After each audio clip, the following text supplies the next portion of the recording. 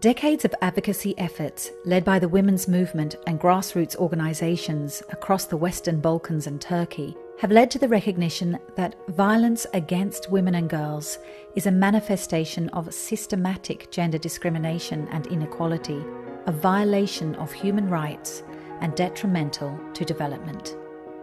Following landmark international agreements to advance women's rights, the Council of Europe Convention on Preventing and Combating Violence Against Women and Domestic Violence, known as the Istanbul Convention, was adopted in 2011 as the first instrument in Europe containing legally binding measures to prevent violence against women and girls, protect survivors, and punish perpetrators.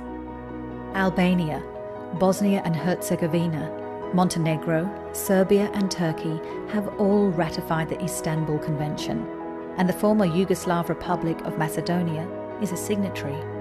In Kosovo, under UN Security Council Resolution 1244, gender equality is protected by the Constitution. All countries have adopted legal frameworks on gender equality, violence against women and non-discrimination. Still, support services for survivors of violence and discrimination do not fully meet quality standards. 1 in 4 women living in the Western Balkans and Turkey experience violence, and women from disadvantaged and minority groups are 4 times more likely to experience violence. Within the framework of the European Union Year to End Violence Against Women, the European Union and UN Women are partnering with women's organisations to end gender-based discrimination and violence against women.